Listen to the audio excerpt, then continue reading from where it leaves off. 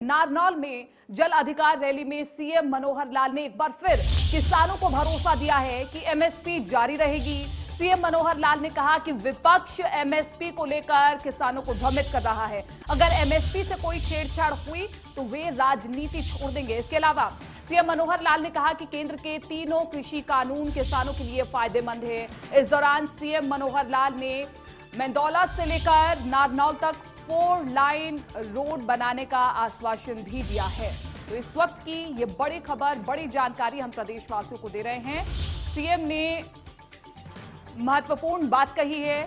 नारनौल में जल अधिकार रैली का आयोजन किया गया था, जिसमें सीएम मनोहर लाल बोले हैं। उन्होंने कहा कि एमएसपी पहले की तरह जारी रहेगी और एमएसपी पहले की तरह जारी रहेगी और उन्होंने कहा कि अगर एमएसपी के साथ छेड़छाड़ हुई तो मैं राजनीति छोड़ दूंगा।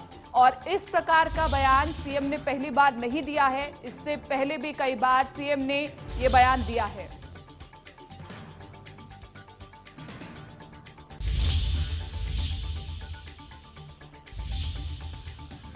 तो नारनौल की रैली में सीएम मनोहर लाल बोले हैं। उन्होंने एमएसपी को लेकर के किसानों को आश्वासन दिया। उन्होंने कहा एमएसपी पहले की तरह जारी रहेगी। इसी के साथ हम आपको बताएं, एमएसपी से छेड़छाड़ हुई तो राजनीति छोड़ दूंगा, इस प्रकार का बयान सीएम मनोहर लाल पहले भी दे चुके हैं और इस बार फिर से उन्होंने यही बात दोहराई है।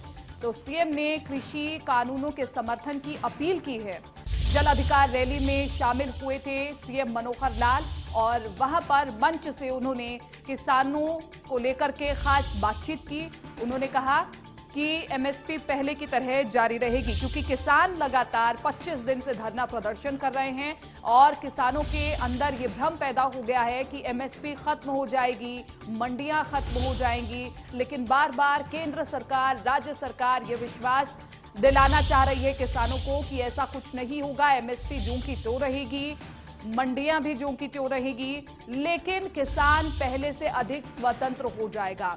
इसके अलावा भी बीजेपी कई बार पहले बोल चुकी है कि ये कोई नया कानून नहीं है। इससे पहले 20 से 25 सालों से इस कानून पर चर्चा जारी रही है। विपक्ष किसानों को भ्रमित कर रहा है। तो नारनौल की रैली में क्या कुछ प्रदेश के मुखिया ने कहा है, ये हम आपको सुनवाते हैं। कुछ एक मुट्ठी भर ऐसे जो लोग जो वास्तव में राजनीति से प्रेरित हैं, कोई किसानों के प्रतिनिधि ऐसा मैं बिल्कुल नहीं मानता, लेकिन राजनीति से प्रेरित होकर के विरोध करने पर भी उतर आए। उसमें से ये लगा कि आखिर इन बिलों के ऊपर समर्थन करने वाले लोगों को भी इकट्ठा किया जाए और उसी कड़ी में हमने कई कार्यक्रम किए हैं। महीना भर पहले हमने प्रदेश भर में किसानों की ट्रैक्टर रैली निकाली थी। सैकड़ों की संख्या में 500-500, 700 ट्रैक्टर, कई से भी ज्यादा थे। पूरे प्रदेश में जिला स्तर पर ये रैलियां हुई थी।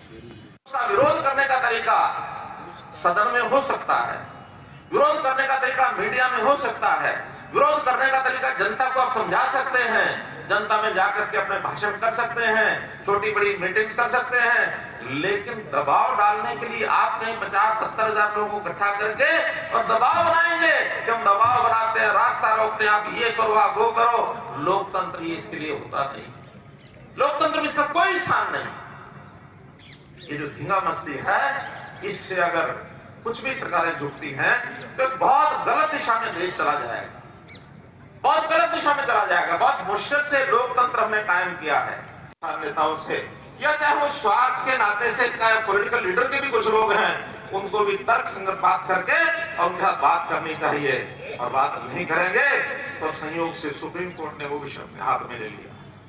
अब सुप्रीम कोर्ट में 2 दिन में 3 दिन में निश्चित रूप से डायरेक्शन देंगे और सबको मान्य होगी।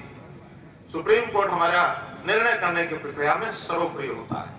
तो इसलिए मित्रों, ये जो कानूनों का विरोध हो रहा है, इसके लिए भी हमको कोई रास्ता जरूर निकालना है, लेकिन इस आंदोलन को शांतिपूर्वक तरीके से समाप्त करना ये हमारा सबका काम है। उसके लिए हम भी अपनी ओर से अपना प्रयत्न करें।